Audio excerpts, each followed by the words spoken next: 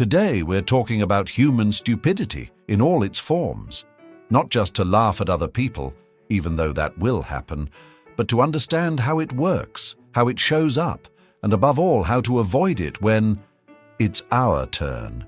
Let's start with the most important idea of all. Often, stupidity isn't a lack of brain power, it's too much certainty. Before we talk about laws, psychological effects, and online behavior, we need to lay the foundation. Why are some people impermeable to facts? This is where certainty comes in, and from there, everything else becomes inevitable. We live in the information age. We're surrounded by extraordinary intelligence and revolutionary ideas. We've reached a point that even just 30 years ago, in the pre-internet era, no one would have thought possible, or at least not in such a short time. And yet, in this incredible evolutionary process, something seems to have gone terribly wrong, because often it feels like stupidity is winning. From endless, ridiculous social media trends to shocking political decisions, it's hard to escape the feeling that common sense is becoming more and more rare. But what exactly is stupidity? Is it simply a lack of intelligence? Or is there something deeper? In a recent video by Robert Greene, author of The 48 Laws of Power, he explains that what makes people stupid is their absolute certainty that they have all the answers. The stupidest people are always the ones who are convinced they're right from the start. According to Greene, stupidity isn't about raw intelligence. It's a mindset, the unshakable belief that you're right and everyone else is wrong. But how does this certainty show up, and why is it so dangerous? The main problem lies in cognitive rigidity. When you're convinced you have the absolute truth, you shut the door to new information, alternative perspectives, and even objective facts or scientific data. You build your own personal echo chamber, constantly reinforcing your beliefs while rejecting anything that challenges them. This shows up in several ways. Confirmation bias. You actively seek out information that supports what you already believe, while ignoring or minimizing everything else. Emotional reasoning. You let your feelings determine your beliefs instead of relying on logic and evidence. I feel it's true, so it must be true. The Dunning-Kruger effect. The less you know about a topic, the more confident you are in your knowledge, leading to disastrous decisions because you overestimate your ability and underestimate the complexity of the issue. The consequences of this certainty can be devastating, both personally and socially. To see this kind of stupidity, you only have to look around and observe daily absurdities. Whether in online debates or family arguments, you often see people absolutely convinced of their own infallibility, completely unable to listen to others. Greene says that incompetent, stupid people who are blindly convinced of their own ideas can be just as dangerous as evil people. That might sound harsh, but the implications are serious. While evil can be calculated and intentional, stupidity is often blind and unpredictable. An evil leader might cause harm on purpose for personal gain. But a stupid leader can cause even greater damage simply through incompetence and short-sightedness. With an evil leader, you might still be able to reason with them and find solutions. But a stupid leader is usually too dumb to even realize it, making rational dialogue almost impossible. A politician may sincerely believe that a certain policy is good, but because they don't fully understand the issue, they may cause disastrous consequences. Likewise, an incompetent CEO can bring a company to collapse, not out of malice, but because they lack the skills to make wise decisions. To be fair, it's generally easier to find incompetent politicians than incompetent CEOs. To become a CEO, you usually have to prove your skills in the real world. You have to bring a company to a certain level of success before a board of directors will appoint you.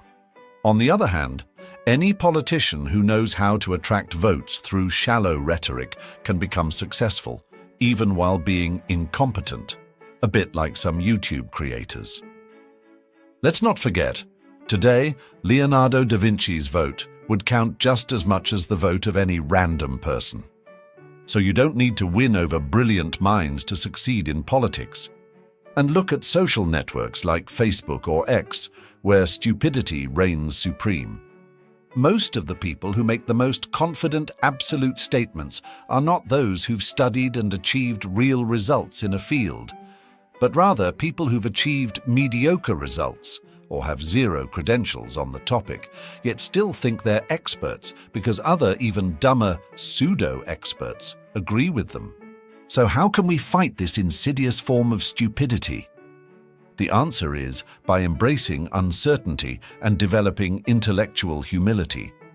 The poet John Keats called it negative capability, the ability to hold two contradictory ideas in your mind without rushing to choose one. Keats used Shakespeare as an example, pointing out that his characters are realistic because they're full of contradictions. They're capable of both good and evil, love and hate. They're complex human beings, not simplistic caricatures. In a world that constantly pushes us to oversimplify, negative capability allows us to see nuance.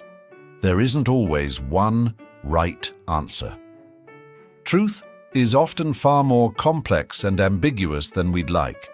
You can develop this ability through practical exercises in cognitive layering.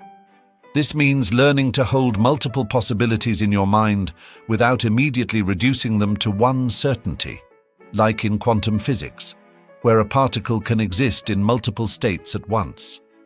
Before making an important decision, try listing out all possible scenarios, even the unlikely ones. Weigh the pros and cons, the risks and benefits, and avoid getting emotionally attached to a single outcome. When discussing a topic, try defending the opposite point of view, even if you don't agree with it. Basically, play devil's advocate. This helps expose weaknesses in your own reasoning and better understand other perspectives. One of the most powerful tools to fight stupidity is systematic doubt. This doesn't mean becoming cynical or rejecting all knowledge. It simply means questioning assumptions, analyzing evidence, and seeking verification.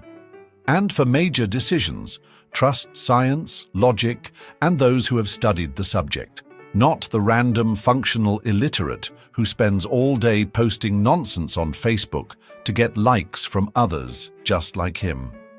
Ask yourself these 5 key questions. Where does this information come from? Is there evidence supporting this claim? Who benefits if this idea is true? What biases might the source have? Are there alternative viewpoints to consider? By asking these questions, you become a more critical consumer of information and lower your risk of being manipulated by disinformation, whether it comes from the media or your favorite influencer. Stupidity is a universal human weakness.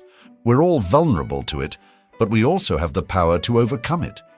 By developing intellectual humility, embracing uncertainty, and practicing systematic doubt, we can become smarter, more rational, and more effective in every area of life. And if certainty is the fuel, now let's look at the map. Cipolla did something brilliant. He turned stupidity into a simple, almost mathematical model.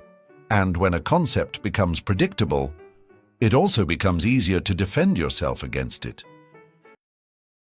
The Basic Laws of Human Stupidity is a short essay written by the Italian economist Carlo Cipolla. The first edition was written in English and released in 1976. Originally, it was intentionally distributed among only his friends on a confidential basis. The reason is simple. That book was intended as a sort of joke, where he faced a few serious topics in a lighthearted and not to be taken too seriously way. When addressing such a sensible theme, he came up with an extravagant and interesting theory, which earned him incredible success. Not only was the essay officially published, but it was also translated into many languages and distributed worldwide. Now it represents a milestone on the controversial topic of human stupidity. Cipolla saw people in 4 broad categories. Intelligent people contribute to society in positive ways and leverage those contributions into reciprocal benefits. The efforts of stupid people, on the other hand, are counterproductive to both themselves and others. Between these two are bandits, who pursue their own self-interests at the expense of others, and the helpless, who make positive contributions to society but are easily exploited due to their own naivete. A fifth category, ineffectual people, can be drawn from the other groups and is, well, kind of self-explanatory. In the same vein, Cipolla viewed the impact of human behavior in two ways. 1. Behavior that affects oneself either positively or negatively, and 2. Behavior that affects others either positively or negatively. Human awareness of the broad effects of their behavior can vary widely across categories. That being said, let's then look at the 5 basic laws of human stupidity. Law number 1. Always and inevitably, everyone underestimates the number of stupid individuals in circulation. Cipolla recognized that it's human nature to downplay the severity of a problem.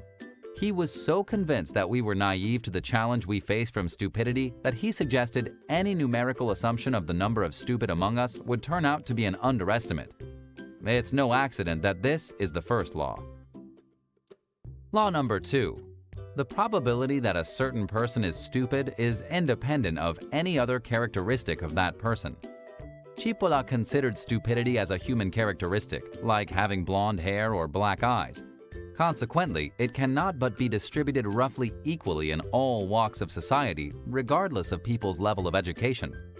Whether one frequents elegant circles or takes refuge among cannibals, whether they lock themselves up in a monastery or decide to spend the rest of their life in the company of a beautiful partner, the fact remains that they will always have to deal with the same percentage of stupid people, he concluded.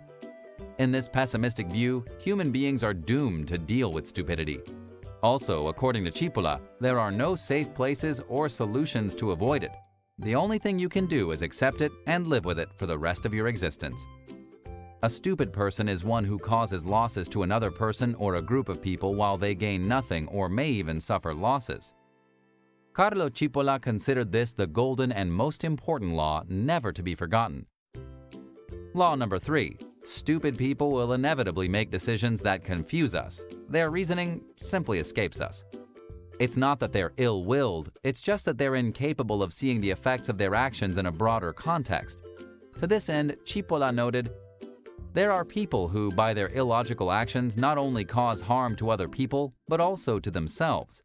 Such people belong to the genus of the super-stupid." Law number 4. Non-stupid people always underestimate the damaging power of stupid individuals.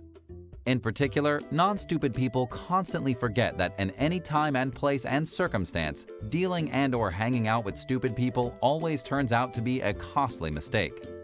To make this law clearer, Carlo Cipolla added that stupid people are deadly dangerous because reasonable people find it difficult to imagine and understand stupid behavior. In such a view, stupid people's attacks always catch intelligent ones by surprise. This makes it even more difficult to come up with a rational defense. On the other hand, this would be of little use since illogical actions cannot be understood using logic. As a result, by underestimating their power, you are vulnerable and always at the mercy of stupid people's unpredictability. He was also convinced that intelligent people tend to think that the stupid ones can only harm themselves, that they're immune to the actions of the stupid. This is a huge mistake, making reasonable people feel invulnerable, dangerously lowering their guard.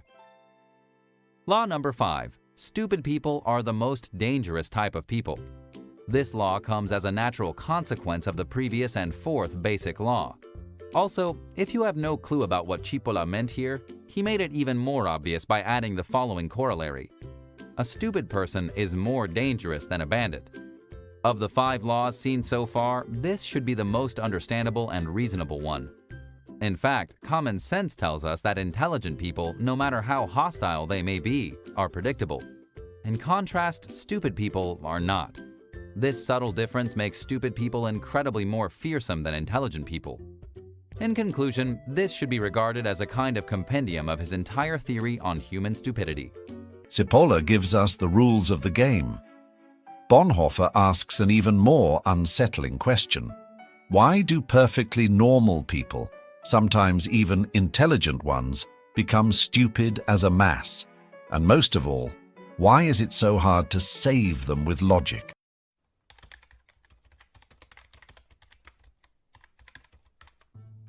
The theory of stupidity. Dietrich Bonhoeffer was a young German theologian and pastor who lived during the Nazi period and was considered a leading figure in the resistance to the Nazis. Bonhoeffer was imprisoned in 1943 and executed in 1945, a few weeks before the fall of Berlin, on charges of having participated in a plot against Hitler. During his imprisonment, Bonhoeffer wrote a collection of letters in which he reflected on the fact that his country of poets and thinkers had turned into a collective of cowards and criminals, and he came to the conclusion that the root of the problem was not the wickedness of people, but their stupidity. As usual, you can find the sources used for the creation of this video in the description below. I also kindly ask you, if you like this video, to give it a thumbs up so that the YouTube algorithm understands that the content has been appreciated. Thanks very much. Now, let's continue. According to Bonhoeffer, stupidity is an enemy of good much more dangerous than wickedness, because while one can protest against evil, can unmask it and can fight it with force if necessary, because evil always contains the seeds of its own destruction, there's no defense against stupidity and madness. Neither protests nor force are of any use against stupidity, since it's never available to reason. If irrefutable facts contradict a fool's personal prejudices, he'll consider them merely accidental and will ignore them and set them aside, regarding them as exceptions. Thus, the fool, compared with the scoundrel, will inevitably be satisfied and self-satisfied with himself. The fool, according to Bonhoeffer, can easily become dangerous, for it does not take much to make him aggressive. The result is that madness and stupidity require a much more cautious handling than evil does. We should never try to reason with the fool, because it's useless and dangerous. If we want to know how to get the better of stupidity, we must try to understand its nature. Stupidity is not necessarily an intellectual defect, but a moral one. There are people with great intellect who are fundamentally stupid, and others who are intellectually limited but far from being stupid. The impressions we get from this is that stupidity is acquired rather than congenital. It is acquired under certain circumstances in which people make fools of themselves or allow others to make fools of themselves.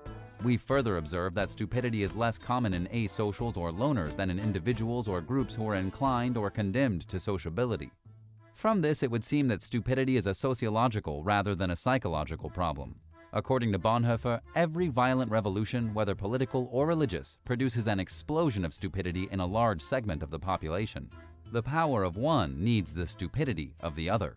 And it's not that particular human capacities such as intellect suddenly fail, but it seems that under the crushing impact of growing power, man is deprived of that inner independence and more or less consciously gives up an autonomous position in which to evaluate for themselves, with their own brain, the new state of things.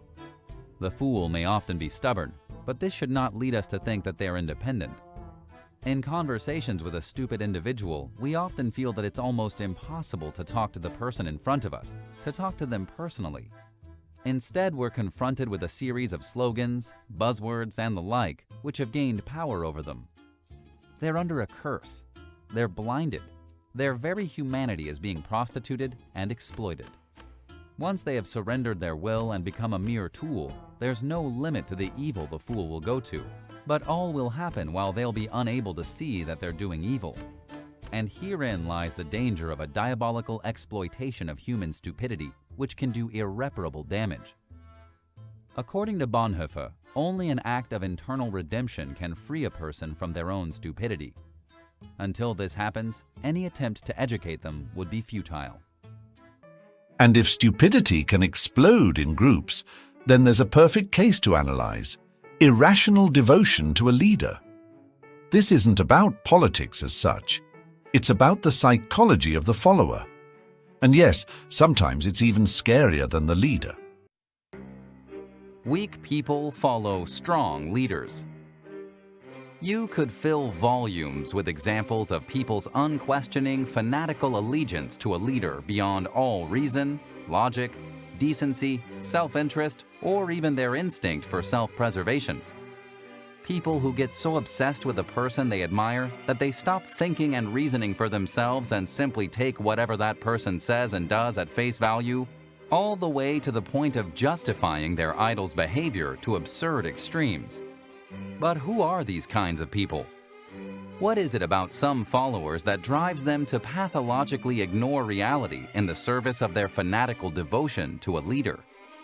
What psychological quirk infects the fanatical followers' brains to the point that their dedication to their leader overpowers reality, their instinct for self-preservation, and even their innate drive to protect their own children? Let us take an extreme example, that of a suicide bomber. What is different about the suicide bomber that drives him to sacrifice his life in the service of his group? As a person, he is nobody. He has nothing. He has done nothing. He knows he will never do or be anything. But he believes that putting on that vest and pressing that button will elevate him from a nobody to a somebody, even though the price is becoming a dead somebody. He does it to boost his self-esteem. He does it in the service of his ego and to punish those he sees as his enemies. He is a person who blames others for the quality of his life and wants to punish those people. This is obviously an extreme example. Most followers are unwilling to kill themselves at the snap of the leader's fingers, but I think that the same emotional forces are at work in other followers, though at a lesser intensity. But who does not become a fanatical follower? Generally, someone who has a strong self-image, a strong ego, a strong belief in his own self-worth. Someone who does not need to further inflate his own ego by emotionally attaching himself to a leader, and who doesn't blame others for every failure in his or her life, does not become a fanatical follower. But people with weak egos and who may blame others for not getting the kind of life they think they deserve do.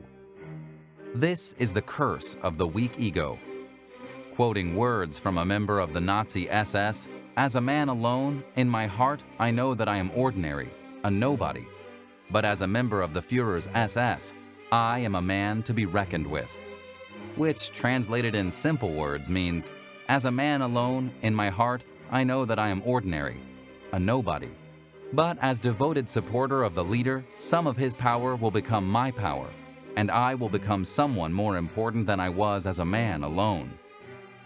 This trying to elevate himself simply by associating himself to an important person instead of on his own merits is typical of people who are fascinated by the figure of the strong man.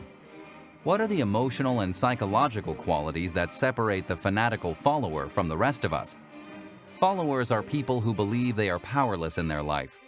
People who feel they live a life of no importance and believe that some group has unjustly caused their lives to be less successful than they deserve, and believe that their leader will punish those who caused this.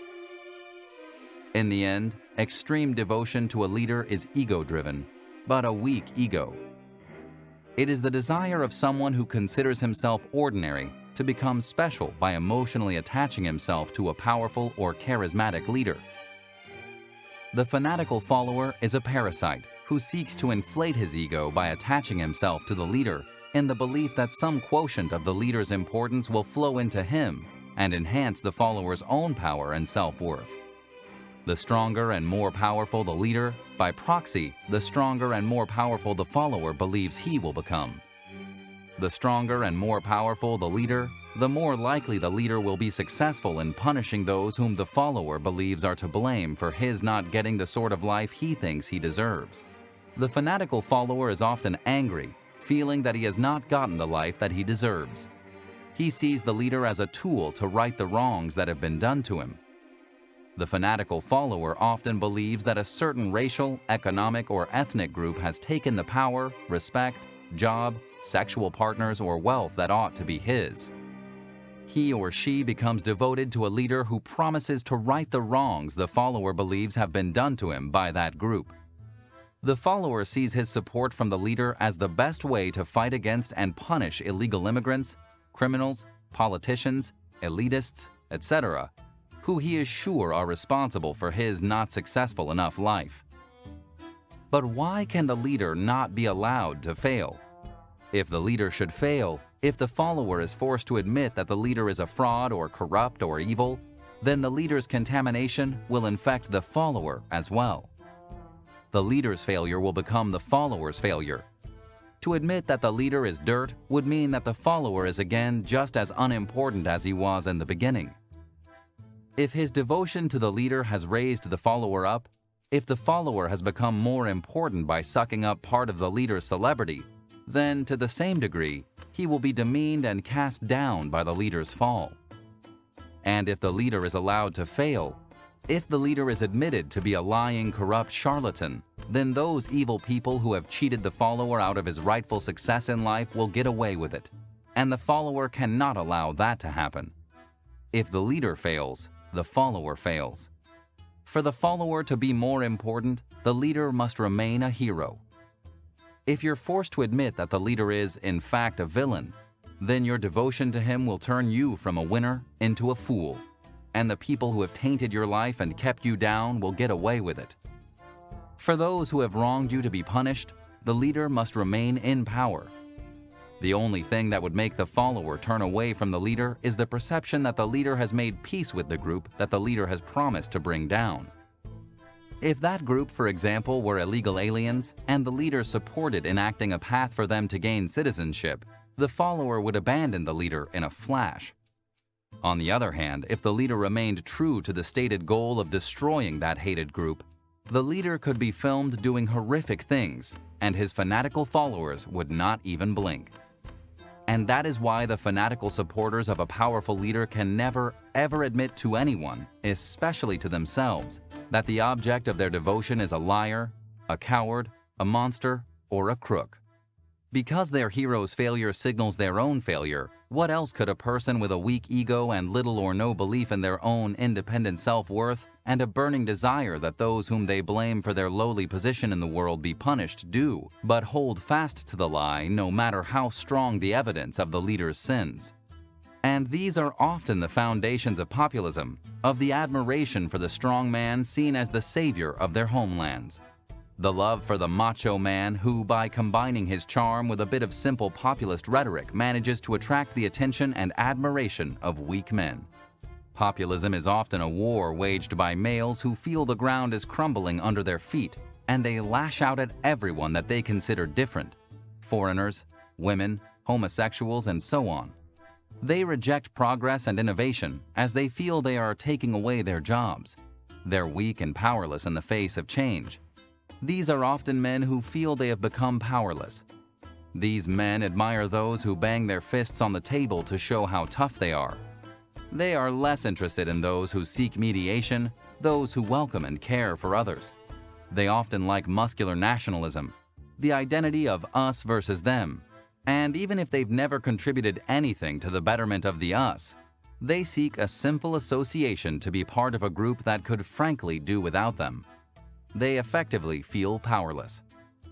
They like to transmit fear, to prevaricate, even to humiliate, but often being incapable of that themselves because they are fundamentally cowards, they simply admire the powerful man who does that on their behalf, the type of man they so much want to be, but will never be. So far, we've looked at social stupidity: crowds, power, collective dynamics. Now we move to the most everyday and common version, when someone doesn't know, but is convinced they do. The Dunning-Kruger effect is basically the mother of half of modern disasters.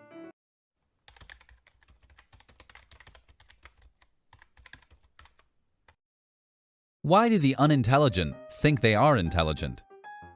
In 1995 in the United States, a man named MacArthur Wheeler decided to rob a bank in broad daylight without wearing any kind of mask. Once the theft was completed, our hero decided to do the same in another bank soon after, in both cases smiling at the surveillance cameras before leaving. The man was then arrested the same evening after being identified by the police in the recordings of bank cameras. At the time of his arrest, a very surprised MacArthur asked the officers how they had recognized him, as he had covered his face with lemon juice. According to MacArthur, the lemon juice would have made him invisible to cameras and was genuinely surprised when he discovered that it did not. His belief was founded on having incorrectly interpreted the chemical properties of lemon juice on invisible ink. This cognitive bias inspired two psychologists, Justin Kruger and David Dunning, to conduct an in-depth study on the subject in 1999. What surprised the psychologists most was the thief's sense of security. He was so convinced to be right that he even insinuated that the video recordings had been tampered. Dunning and Kruger conducted a study on a large sample of students, who were tested in various categories, such as logical reasoning, correct use of grammar, and a sense of humor. Once the test was completed, they were asked to estimate their results at an absolute level and in relation to the results of other students.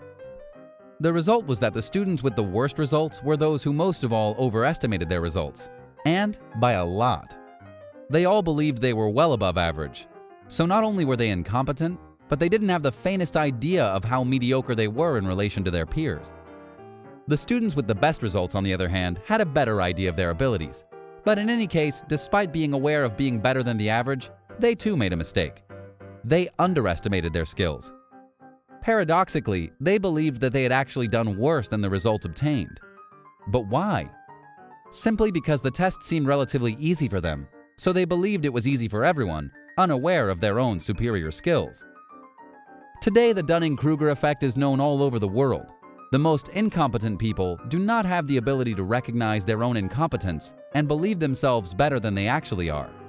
The natural consequence of this total lack of self-awareness is that if they don't obtain the desired results in a specific field, as often happens, they look for excuses and scapegoats to justify their failures, instead of asking themselves what the real reason behind it was.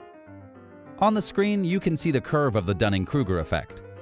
On the vertical axis, you'll find self-confidence, and on the horizontal axis, experience.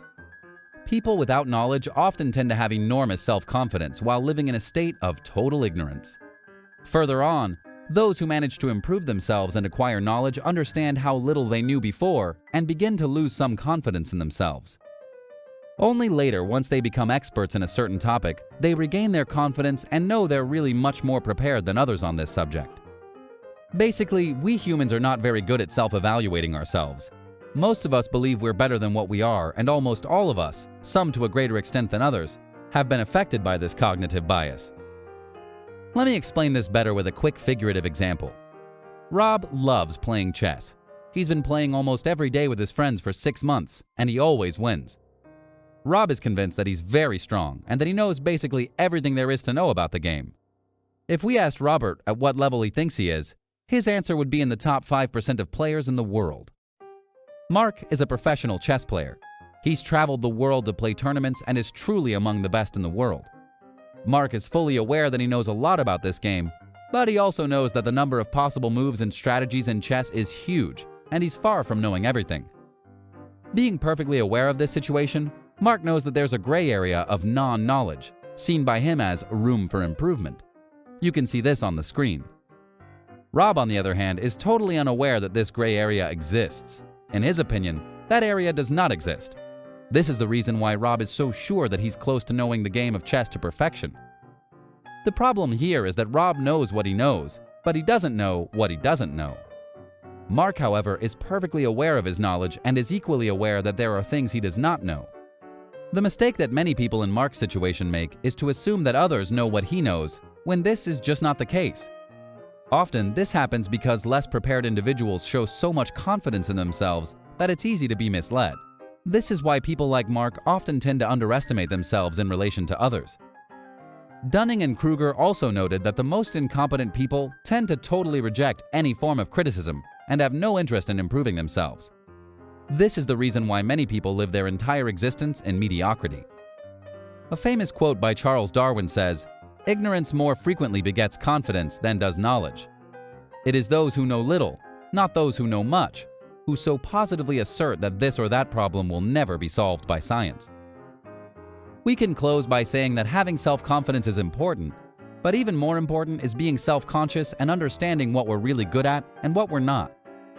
Only this way can we make the right changes and take the appropriate actions to improve ourselves. Do you recognize any of your acquaintances or friends in this description?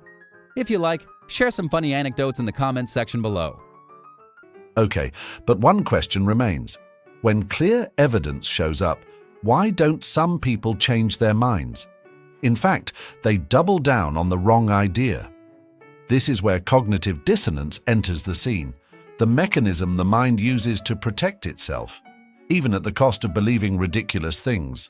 The other day, I was having dinner with a friend who is so naive to believe that the earth is round, and I was explaining to him how it was impossible for the earth to be round. I shared what I thought were irrefutable proofs, like showing him a photo of me in Argentina a few years ago, where I wasn't walking upside down, which would obviously happen if the Earth were truly round. But despite his perplexity, he couldn't accept the reality that the Earth was flat, even in the face of such clear evidence. My friend was experiencing cognitive dissonance. So, what does cognitive dissonance mean? Cognitive dissonance is the mental discomfort that arises from holding two conflicting beliefs, values, or attitudes. We all seek coherence in our attitudes and perceptions to avoid confusion, and when this coherence is lacking, the resulting conflict leads to unpleasant feelings of discomfort or unease. Inconsistency between what people believe and how they behave compels them to take actions that help minimize these feelings of discomfort. People try to relieve this tension in various ways, such as rejecting, explaining, or avoiding new information that contradicts their beliefs. Cognitive dissonance is based on the idea that when two ideas are not psychologically consistent, we change and make them coherent. If the conflicting ideas are deeply rooted in our identity, this mental imbalance can become overwhelming, leading us to believe even in the most absurd and outlandish things. We all experience cognitive dissonance to some extent, but it's not always easy to recognize.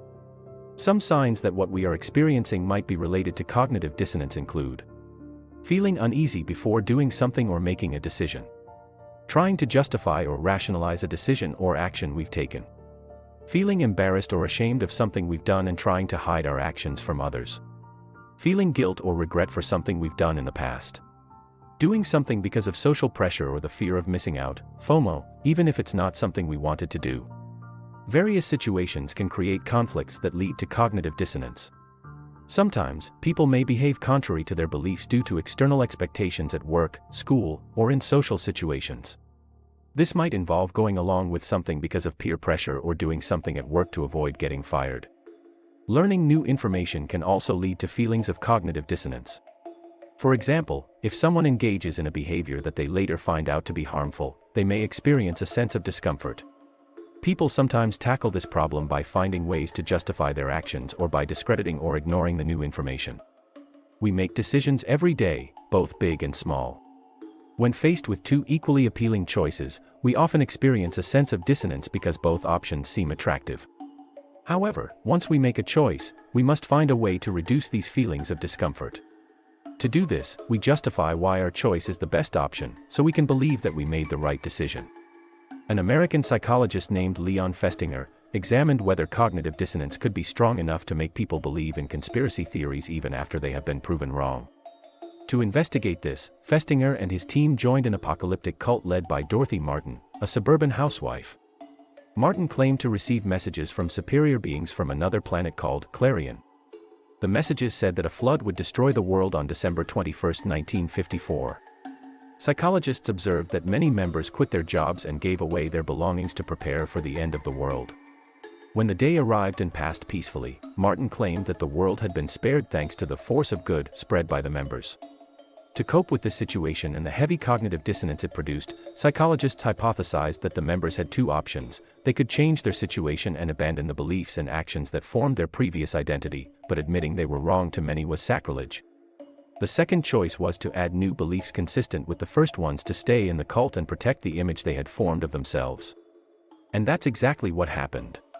Some members faced the facts and left the cult to regain their sanity, while others believed in Martin's story to keep their threatened worldview alive. In their assessment, psychologists concluded that three conditions made it particularly difficult for members to leave. If the members had deeply rooted convictions that were relevant to their daily routine, if they had done things that were hard to erase, like squandering all their belongings thinking the world would end soon, if they received social support from other believers. Cognitive dissonance can make people feel uncomfortable, especially when the disparity between their beliefs and behaviors involves something central to their sense of self. For example, behaving in ways that are not aligned with one's personal values can cause intense feelings of discomfort. Your behavior contradicts not only the beliefs you have about the world but also those you have about yourself. Cognitive dissonance can also influence how people feel and see themselves, leading to negative feelings of low self-esteem. People like to believe they are logical, consistent, and good at making decisions. Cognitive dissonance can interfere with their perception of themselves and their abilities, which is why it can often be so unpleasant and displeasing. Leon Festinger later wrote, "A man with a conviction is a hard man to change. Tell him you disagree, and he turns away. Show him facts or figures, and he questions your sources. Appeal to logic, and he fails to see your point of view. When there are conflicts between cognitions, thoughts, beliefs, and opinions, people take action to reduce the dissonance and feelings of discomfort. Besides adding other beliefs to overcome the dissonant beliefs mentioned earlier, another frequent way to reduce cognitive dissonance is to diminish the importance of the conflicting belief. For instance, a person concerned about their health might be troubled to learn that sitting for long periods of the day is linked to a shorter lifespan. Since they work all day in an office and spend a lot of time sitting, changing their behavior is challenging. To manage these feelings of discomfort, they might find a way to rationalize the cognitive conflict. For example, they might justify their sedentary behavior by saying that other healthy behaviors, like eating reasonably and occasionally exercising, compensate for their largely sedentary lifestyle. Changing conflicting cognitions is one of the most effective ways to address dissonance, but it's also one of the most challenging, especially when it comes to deeply rooted values and beliefs, such as religious or political inclinations. Sometimes, the ways people resolve cognitive dissonance contribute to unhealthy behaviors or wrong decisions. Leon Festinger, the psychologist mentioned earlier, provides an example of how someone might cope with dissonance related to a healthy behavior, talking about individuals who continue to smoke despite knowing it's harmful to their health. According to Festinger, there are some ways a person might resolve this dissonance. They might place a higher value on smoking than on their health, believing that the behavior is worth it in terms of risks and rewards. They may downplay potential drawbacks, for example, convincing themselves that the negative health effects have been overstated or believing they can't avoid all possible risks. They might try to convince themselves that if they quit smoking, they'll gain weight, which also presents health risks. Leon Festinger first proposed the theory of cognitive dissonance, focusing on how people seek internal consistency. He suggested that people have an inner need to ensure that their beliefs and behaviors are consistent. Inconsistent or conflicting beliefs lead to disharmony, which people try to avoid. Cognitive dissonance plays a role in many value judgments, decisions, and evaluations. Becoming aware of how conflicting beliefs influence the decision-making process is an excellent way to improve one's ability to make faster and more accurate choices. Discrepancies between one's beliefs and actions can lead to feelings of discomfort, and sometimes coping choices that have a negative impact, but such feelings can also lead to change and growth. All right. Now that we've got theory, laws, psychological effects, and rhetorical tricks, let's do the last inevitable thing. Watch all of this in action in its natural habitat. Social media. Here, stupidity doesn't just exist, it's loud, relentless, and often proud of it. Let's look at 20 types of internet idiots. In today's video, I will discuss a very popular topic in today's world: how to recognize a fool on social media. Specifically, I will analyze 20 types of, let's call them, internet idiots. Of course, this analysis is very subjective, so you can agree or disagree with my observations. It's all good, don't worry. Whether we are talking about content creators or users, social media are filled with stupid people, exhibiting various characteristics and approaches to the fantastic realm of the web. The aim of this video is to examine their typical behaviors. The primary social media platform used for this video is Facebook, but also YouTube at some level, and the points discussed are generally applicable to other minor social platforms as well. Not all fools are on the same level, and for each profile listed, I will assess the level of stupidity and place it on a scale ranging from a lower level of slightly stupid, to very stupid, up to the highest level of utterly stupid. If you think this type of video might offend someone's feelings, you're absolutely right. But don't you worry, the majority of people on the web are reasonable individuals who don't fall into these 20 categories. The underlying issue is that fools tend to be noisier and more noticeable, thus making the web seem infested with foolish individuals, although they actually constitute a fairly moderate percentage of the total. I urge you, whenever you come across a comment on the web or notice a behavior that matches those described in this video, don't hesitate to share the link to the video with the person in question. Who knows, maybe they'll start questioning themselves, although I honestly doubt it. Now, get comfortable, fasten your seatbelts, and let's begin. 1. The oversharer. We all have a friend who shares every minor detail of their personal life on social media. These individuals lack filters when it comes to posting on social platforms, divulging even inappropriate information that should remain strictly personal. Oblivious to the fact that no one cares if they were late for work this morning or if their cat has stomach problems, the overshares, in a desperate quest for likes, occasionally receive a few of them out of pity, rather than genuine interest. Oversharers are insecure people in search of attention, but they don't cause much harm to anyone. This one goes into the stupid category. 2. The keyboard warrior. The infamous keyboard warrior is most often a deeply frustrated person in his own personal life, who, in order to feel better about himself, spends their time insulting everything and everyone on the internet. Influencers, especially young kids posting videos on TikTok or TV celebrities, are his preferred targets. The keyboard warrior believes to be intellectually superior to these individuals, and from his point of view it's fundamentally unfair that they earn so much money.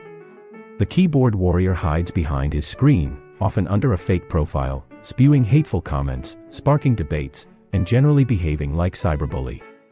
If he dislikes a celebrity on Instagram or a YouTube channel, he doesn't simply unfollow like anyone with an IQ higher than that of a parrot would do. Instead, he spends his time commenting and insulting under every photo or video. A real tough guy. Level of stupidity, very stupid. They don't get the maximum rating because these behaviors can stem from a particularly sad life, and there are opportunities for improvement if the keyboard warrior manages to enhance their life outside of the internet. Yes, there is a world beyond their teenage bedroom. 3. The troll. The troll finds joy in annoying other users with provocative comments to test their reactions. Level of stupidity, slightly stupid. Trolling is a foolish behavior, but some individuals deserve to be trolled. For instance, those who leave nasty comments under a post, and I am not talking about constructive criticism, and then, if you dare to respond, they accuse you of being too aggressive with them. They feel free to write whatever nonsense crosses their little minds, but heaven forbid you say something that offends them, poor souls. Well, responding to these comments in a serious manner is pointless since they wouldn't understand anyway. Obviously, ignoring them is always the best choice, as they don't probably deserve your attention. Trolling, however, is second best. In conclusion, trolling isn't a noble act, however trolling one of the other 19 profiles in this video can, in some cases, be more than justified. 4. The attention seeker. The attention seeker is always on the lookout for confirmation and the spotlight, going to extremes to capture the attention of others, even if it means exaggerating or fabricating stories. Each of the attention seeker's posts or comments includes something dramatic designed to pique curiosity among readers, and ideally admiration. His posts are intentionally vague or dramatic. If an attention seeker goes to the hospital for a simple blood test, you can be sure he will tag himself in a way that makes their friends and acquaintances worry. After all, he doesn't need to specify that it's a routine test and not a heart transplant, does he? Attention is their drug, and the attention seekers are never satisfied. They are quite pathetic but not harmful, so they're just stupid. 5. The anti-capitalist. The anti-capitalist on social media is a particularly interesting profile, especially when it comes to YouTubers or various influencers. Neoliberal capitalism is a far from perfect system, and creating content that explains its various problems is completely legitimate. However, the problem arises when one bases his entire online presence on this topic, pure hypocrisy. Engaged in monetizing on the family-run platform YouTube with anti-capitalist videos created on their latest model iPhone, obviously made in Russia, or on their Dell computer, presumably manufactured in Venezuela, and using the Windows operating system developed by the well-known Cuban programmer Bill Gates, these influencers spread their ideas through Facebook, Twitter, or YouTube, social media created by small Vietnamese companies like Meta or X, and located on the outskirts of Hanoi, and owned by financially disadvantaged individuals like Elon Musk or Mark Zuckerberg. The funny thing is that the anti-capitalist YouTuber never refuses the paycheck for views or other earnings of various types obtained at the end of the month thanks to these social media platforms, which are the most clear representation of capitalism. And don't forget to buy their latest online course or their latest book titled, Money is Evil, exclusively available for sale on Amazon, which all of a sudden, it's no longer a company that exploits its workers, a platform created by the well-known North Korean philosopher Jeff Bezos. Remember also to subscribe to their Patreon and support their project by giving them the much-hated money. After all, they are so altruistic that they even help you get rid of it. In short, these YouTubers play the role of paladins of justice against capitalism, until it's time to get paid, fundamentally financing and aiding these big multinational corporations to expand. Their followers are not that different since they use the same technologies and the same social media to follow them. In the end, it's always nice to see people who criticize the very system they benefit from on a daily basis. Level of stupidity, very stupid. As mentioned previously, capitalism is far from being a perfect system, and it's fine to create content highlighting its various flaws. But the inconsistency of constantly complaining about it and then enjoying all the benefits derived from using these major platforms is a contradiction. 6. The Grammar Nazi. The sixth profile on the list is that of the Grammar Nazi. The Grammar Nazi reaches the climax when he managed to identify a grammatical error within any content. It doesn't matter if he is reading an article containing the magical formula to live up to 150 years, for the Grammar Nazi, all that counts is that if the creator of the article made a simple mistake, he absolutely must point it out to them. Oh, what a satisfaction. Grammar Nazis are fundamentally frustrated individuals who seek these small victories to compensate for their failures in the real world. In fact, their presumed perfectionism often serves as an obstacle when it comes to achieving tangible results in life. If you are a content creator on YouTube, one way to exploit a Grammar Nazi is to deliberately insert some grammatical errors into your videos, inducing the Grammar Nazi to comment, in order to feel good about himself. By doing so, the video will receive many more comments than usual, increasing the video's engagement and sending a positive signal to the YouTube's algorithm, which in turn will promote the video and increase its views, and your revenue. Don't be afraid to seem foolish. Most of the views will come from intelligent people who won't pay particular attention to all of this, as they will be focused on understanding the key message of the video. However, often the more intelligent people will be quiet and generally tend to comment less. But Grammar Nazis instead won't hesitate to show off all his knowledge in the comments, and you can use their idiocy to your advantage. Everyone wins. The Grammar Nazis will feel better about themselves, and you will increase the number of views and consequently your earnings.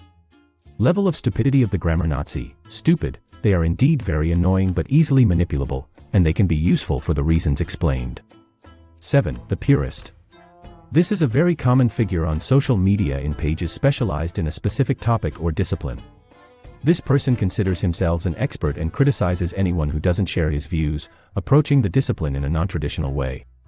For instance, if you enthusiastically share a photo of a dish you've cooked, you might receive a comment from the purist that sounds something like this: "That's not the traditional recipe, you should use different ingredients."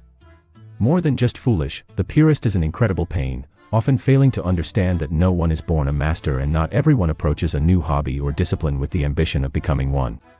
The advice for the purists is to step out of their shell and try new disciplines from time to time, experiencing how it feels to be criticized without reason. I categorize them under slightly stupid. 8. The Obsessive Selfist. The Facebook wall of the obsessive selfist is brimming with selfies taken from various positions, angles, and poses. This person repeatedly posts selfies without any meaningful content. It doesn't matter whether they're in the bathroom or the kitchen, their sole goal is to get more likes. Selfie in the bathroom. Selfie in front of a monument. Group selfie with everyone I know. To be clear, it's nice to take and share a few photos on social media, but if you're doing it every day at all hours, you probably need to find a hobby outside of social media. If you're one of these obsessive selfists, listen up, you're probably not as good looking as you may think, even though your mom has always told you that you're handsome or beautiful, and the likes you receive on Facebook or Instagram are most likely out of kindness or pity. Slow down a bit, there's no need to post new photos every 2 minutes. Level of stupidity. Slightly stupid, maybe a bit narcissistic, but this profile doesn't hurt anyone except themselves. 9. The Old Friend. Who hasn't received an out-of-the-blue private message from a friend they haven't had any contact with for 10 or even 20 years? I know that some of you are probably smiling right now because you already know what I'm about to say. The conversation generally goes like this. Hey, my friend, it's been ages. How are you? Hi, everything's fine, and you? I'm doing great. By the way, are you still going to the gym? Yes, why? Look, I have an innovative product to propose to you, created by a leading company in this sector, which is looking for collaborators all over the country, smart people like you. I've earned $20,000 per month with them in no time. For transparency, this video is not sponsored by Herbalife. Level of stupidity. Slightly stupid. Here too, the initiative can be appreciated, but it's still quite annoying to receive such approaches. 10. The Gullible One. This person shares fake news without verifying the source or the truthfulness of the information.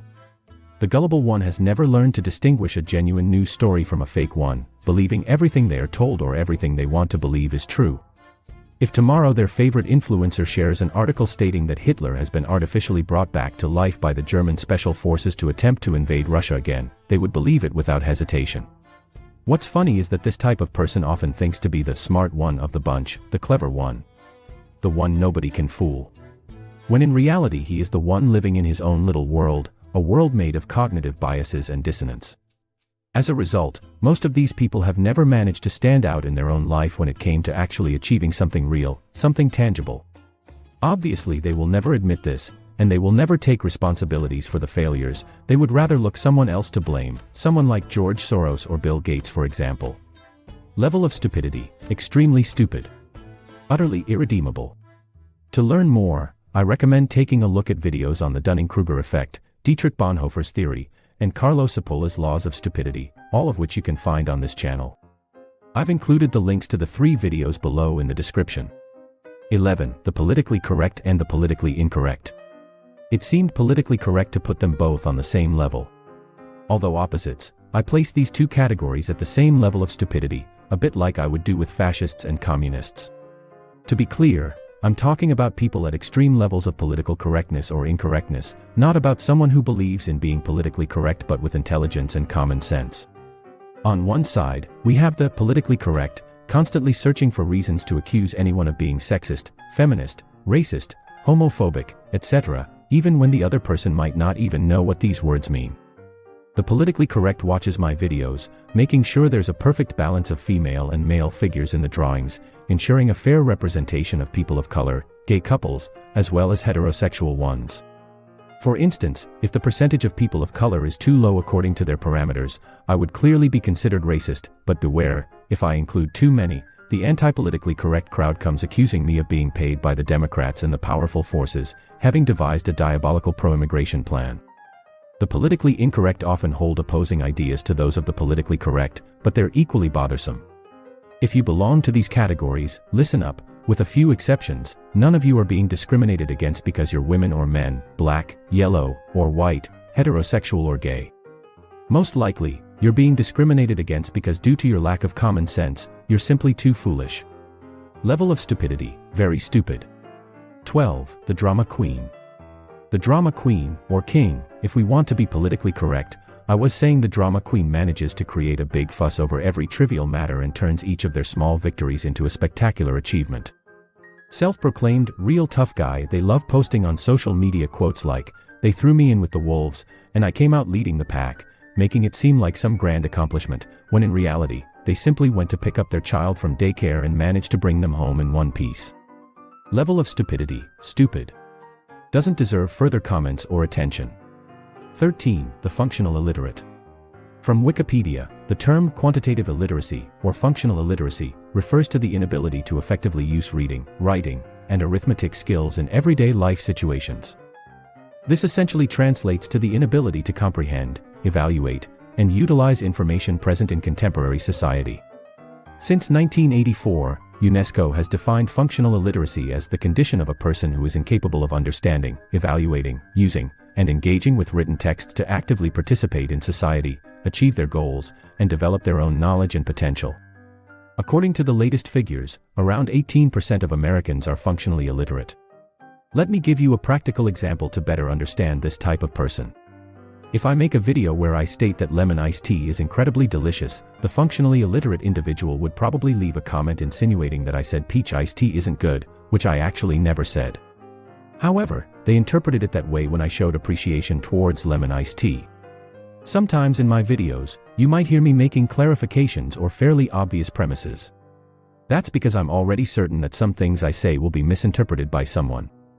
And when this happens, the first thing I wonder is whether I expressed myself poorly, which might very well be the case.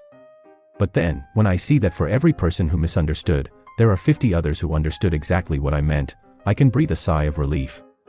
Level of stupidity, utterly stupid. It's no coincidence that it's on the same level as the gullible one. Often, these two profiles combine. Unfortunately, besides being harmful to themselves, this type of person can also be harmful to others. Not necessarily because they leave a negative comment under a post of a video, that's completely irrelevant, but when it comes to making decisions or important choices that could have an impact on others' lives. 14. The master of rhetoric. The master of rhetoric thrives on cliched phrases, predictable thoughts, and is completely disconnected from what the real world is. A typical characteristic of the master of rhetoric is preaching good but not actually doing anything concrete himself. He believes to be morally superior to others, but at the core, he is often a slimy and hypocritical individual. Statements like, "Football players earn millions while there are people who can't make ends meet," are typical of the master of rhetoric, and he generally always receives a lot of likes on social media because rhetoric always wins on social media. People are not really smart, unfortunately. If you discuss about the war with the master of rhetoric, he will tell you something like, "Stop the war. They need to make peace. They should find a diplomatic and peaceful solution." Wow, you are really smart. An absolute genius. I am sure they hadn't thought of that, and they'd rather shoot at each other because they have no better ways to pass their time. Besides preaching good, however, the master of rhetoric never does anything practical, tangible to help others. To sum up, hypocrisy and cowardice combined with a good dose of ignorance. Lots of words, zero actions. Level of stupidity, extremely stupid. 15. The serious one. The serious one is someone who takes everything he reads or hears on the internet literally. He can't understand when someone is joking, even when it's blatantly obvious. His relationship with irony and sarcasm is as utopian as mine with Scarlett Johansson. This approach makes him a favorite target for trolls who enjoy teasing them to see how far they can go before the serious one realizes that their comments are not serious. Level of stupidity, stupid. Unfortunately, interacting with a person without a minimum sense of humor is difficult, and even trying to explain can often be futile. 16. The self-insulter. This is one of my favorite profiles, and when it comes to stupidity, he is at the top of the food chain. In essence, the self-insulter, which fortunately is a rare profile, is the one who unknowingly leaves self-insulting comments. Let me give you an example. If tomorrow I publish on this channel a video titled, 5 Indicators of a Particularly Intelligent Person, the self-insulter will leave a comment like, 6 Intelligent people don't watch this video, a comment that opens the doors to 2 possible scenarios, both of which leave them cornered. The first option is that he watched the entire video, and therefore, according to his comment, he is not an intelligent person, and the second option is that he didn't watch the video and simply left a comment, which makes him even more foolish, both for having commented on something without even watching it, and for confirming that he has so much time to waste by leaving such comments just for the sake of it, without even benefiting from the content. Now try to imagine what a sad life someone like that might have. As mentioned, level of stupidity, extremely stupid. 17. The anti-advertiser. The anti-advertiser is someone who, if in a 15-minute video a YouTuber includes 1 minute of advertising, rather than just skipping it and continuing with the video like a normal person would, he wastes even more time by leaving a negative comment complaining about the fact that the video contained a sponsored advertisement. When I read comments like these, I sometimes wonder if these people work for free, for the glory, or more likely, if they don't work at all, not understanding that a sponsor is often crucial for a channel to keep going. And if you don't like it, you don't need a Harvard degree to drag your finger on the screen and skip the advertisement, but this concept seems too difficult to grasp for the anti-advertiser. Level of stupidity, very stupid. 18. The religious and the political. Let me specify something right away. I have nothing against those who believe in God, just as I have nothing against those who are non-believers. Everyone is entitled to their own opinion, and no one should pressure others to think like them at all costs. That being said, among believers in particular, there are some extreme cases where faith is so deeply rooted that any topic discussed on the web becomes an excuse to bring up God, Jesus, the apostles, etc. Sometimes I post videos that have nothing to do with religion, and someone's comment randomly throws in God. The same goes for die-hard politicians, whose posts are almost always politically oriented even when politics have nothing to do with the subject. Even on this channel, sometimes it seems like an ongoing feud between pro-Trump Republicans and pro-Biden Democrats, even under content that really has nothing to do with politics.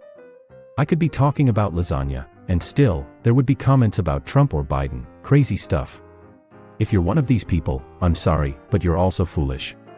This category also falls under the very stupid section. 19. The monothematic. The monothematic is someone who has a hobby, a deep passion, or even a simple interest, and on social media platforms like Facebook, all he does is post photos or articles about that single topic relentlessly. Whether it's football, politics, or kittens, the monothematic's feed is plastered with posts about it and nothing else. It's an obsession, and as long as the posts are positive, it might be tolerable. However, there's nothing worse than, for example, the political monothematic who posts 10 times a day praising his favorite politician and discrediting everything said by the rival party, not realizing that 99% of his contacts couldn't care less. This lands them in the category of fools. 20. Mr. Laughter. And here we are with the last profile, the dumbest of them all. Mr. Laughter, the pinnacle of idiocy on the internet. Some of you are surely already aware of the type of person I'm referring to. Those who put the laughing emoji under every piece of news related to wars, pandemics, sinking migrant boats, etc., etc. The question is simple: what on earth do you find so funny? The most annoying thing is not the mental distress of these losers, but their cowardice. Mr. Laughter encompasses the characteristics of almost all the profiles we've seen in this video. He possesses the bullying of a keyboard warrior, the IQ of the gullible one or the functional illiterate, and the master of rhetoric cowardice. Laughing at others' misfortunes, and I'm not talking about making fun of an opposing team for losing a soccer match, but serious matters, is a behavior fit for complete imbeciles. Thankfully, the emoji in question doesn't exist on YouTube. Now, by process of elimination, I know you're probably expecting Mr. Laughter to fall into the category of the extremely stupid, but no, they are so superior to all the other categories I've analyzed today that they deserve their own section, which we'll call the Kings of Stupid. And with that, we're done. Now tell me, which of these 20 profiles infuriates you the most, and which one do you not find as annoying? I understand that this video will anger some people, and the comment section will be flooded with insults, especially from those who see themselves in one or more of these 20 profiles. But that's perfectly fine. Go ahead and unleash your frustration. I won't lose sleep over it, so don't worry. Feel free to release your anger and then take a deep breath. If you made it this far, you've officially survived a marathon on human stupidity. And no, that's not a given. Tell me in the comments, which mechanism hit you the most? Certainty, dissonance, fallacies, or the characters on social media? And above all, at what point did you tell yourself, okay, I've fallen for that too? And if you enjoyed this video, I recommend checking out the video on screen, where instead of stupidity, I go deep into its extreme opposite, intelligence. Thanks for watching and see you next time.